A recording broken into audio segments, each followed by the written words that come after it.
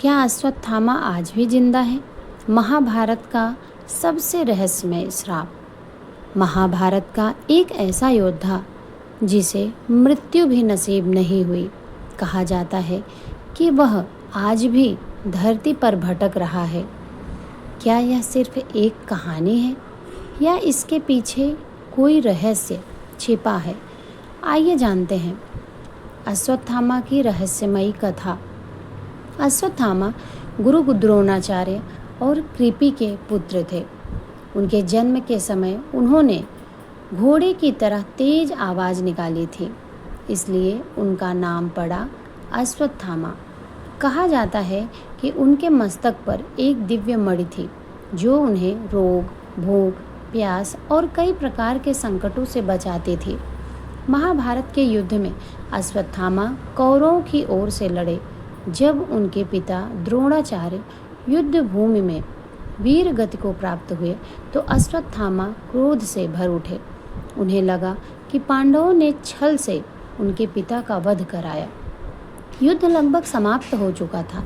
एक रात जब पांडवों की सेना गहरी नींद में थी, अश्वत्थामा ने क्रोध में आकर शिविर पर हमला कर दिया, लेकिन अंधेरे में वे पांडवों को पहचान नहीं सके और उन्होंने द्रौपदी के 5 पुत्रों का वध कर दिया। सुबह जब यह समाचार द्रौपदी और पांडवों तक पहुंचा तो पूरा शिविर शोक में डूब गया। अर्जुन ने प्रतिज्ञा की कि वह अश्वत्थामा को पकड़ कर लाएंगे।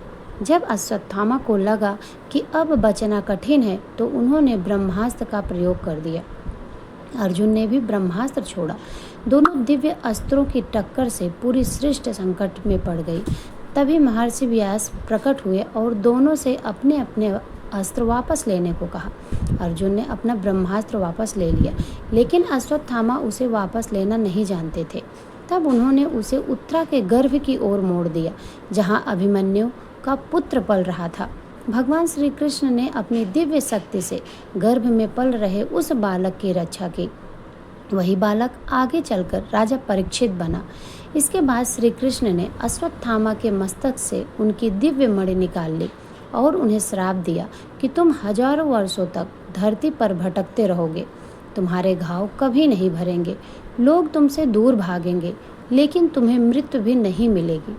तभी से यह मान्यता प्रचलित है कि अश्वत्थामा आज भी जीवित हैं और जंगलों व निर्जन स्थानों में भटकते हैं। भारत के कई क्षेत्रों में लोगों ने उनके दर्शन होने का दावा भी किया है। हालांकि इन दावों का ऐतिहासिक या वैज्ञानिक प्रमाण उपलब्ध नहीं है, इसलिए इन्हें लोक मान्यताओं के रूप में ही देखा जाता है। इस कहानी से हमें यह सीख मिलती है कि क्रोध में लिया गया एक गलत निर्णय जीवन भर का पश्चाताप बन सकता है। अगर आपको महाभारत के ऐसे रहस्यमय प्रसंग पसंद है तो वीडियो को लाइक करें, चैनल को सब्सक्राइब करें और कमेंट में लिखें जय श्री कृष्णा।